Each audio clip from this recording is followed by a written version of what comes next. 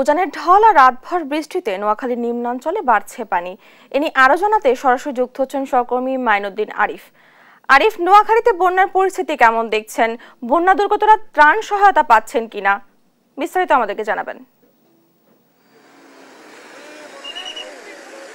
ডানা, আমি এই মুহূর্তে আছি নোয়াখালীর বেগমগঞ্জ সড়কে। আমি যদি একটু বলি, সকাল থেকেই আমরা সেই 9টা থেকেই চৌমুনি চৌরাস্তা থেকে লক্ষ্মীপুর যাওয়ার উদ্দেশ্যে বের হয়েছিলাম এবং যে এলাকাগুলো আছে সেগুলো আমরা আপনার মাধ্যমে আমাদের দর্শকদেরকে দেখানোর চেষ্টা করছিলাম।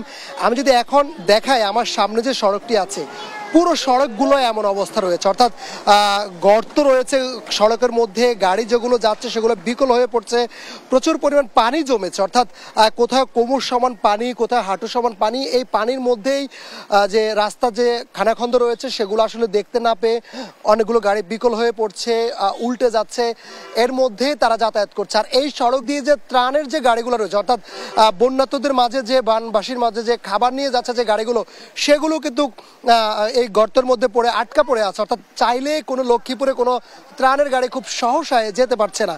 আমি যদি একটু বলি যে নোয়াখালী বেগমগঞ্জ, নোয়াখালীর মাইজদি সহ প্রত্যেকটা এলাকায় প্লাবিত হয়েছে, অর্থাৎ গতকাল রাত থেকে যে টানা বৃষ্টি হয়েছে সে বৃষ্টির ফলে প্রত্যেকটি ঘরে পানি ঢুকেছে, ঘরের অর্ধেক পর্যন্ত ডুবে গেছে এবং তারা নিরাপদ আশ্রয়ের খোঁজে এখন বিভিন্ন জায়গা বের হয়েছে। আমরা একটু কথা বলবো।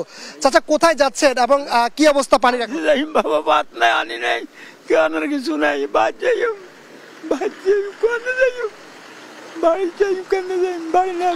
বাড়িতে পানি উঠেছে? বাড়ি পানি বাবা, পানি, বাচ্চা কিছু রাখতে পারলাম, বাইরে দিকে রাস্তাতে আইছি, কিছু খানা হয়নি, এলে আসি বুঝছেন। আমরা কথা বলছিলাম, আপনার সঙ্গে একটু কথা বলি। কোথায় যাচ্ছে? যাই সনদ বাড়ি আলাইর কেন? বন্যার কারণে। মানে পানি উঠেছে বাড়িতে? পানিতে পানি উঠছে, সকালে পানি উঠছে। খাবার দাবার পাচ্ছেন? না, খাবার দাবার নাই। আমরা কথা বলছিলাম, আমরা আরেকজনের সঙ্গে একটু কথা বলবো। ভাই, এদিক দিয়ে তো অনেক পানি উঠেছে, কিভাবে পারাপার হচ্ছে মানুষ এবং বাড়ির কি অবস্থা? পানি পারাপারের অবস্থা খুবই ভয়াবহ ভাই। পানির এত পরিমাণ চাপ, যেটা মানে মানুষ বাড়ি ঘর থেকে বাইরে হইতে পারতেছে না, বাইরে হলে ঢুকতে পারতেছে না, এরকম পর্যায়ে আছে মানুষ। এই যে দেখতেছেন মেইন রোড, এই মেইন রোডের হচ্ছে এক গিরাহমান পানি, বুঝছেন। এখন মানে যেরকম যে গাড়ি ঘোড়া যাচ্ছে, মানে অনেক মানুষ আহত হইতেছে। এলাকার ভিতরে কি অবস্থা? মানুষ খাবার পাচ্ছে?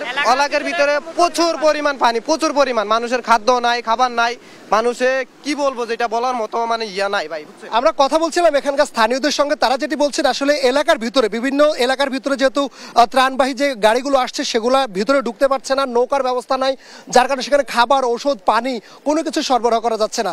তো ডানা, এ ছিল আমার কাছে নোয়াখালীর বেগমগঞ্জ থেকে বন্যা সর্বশেষ সংবাদ।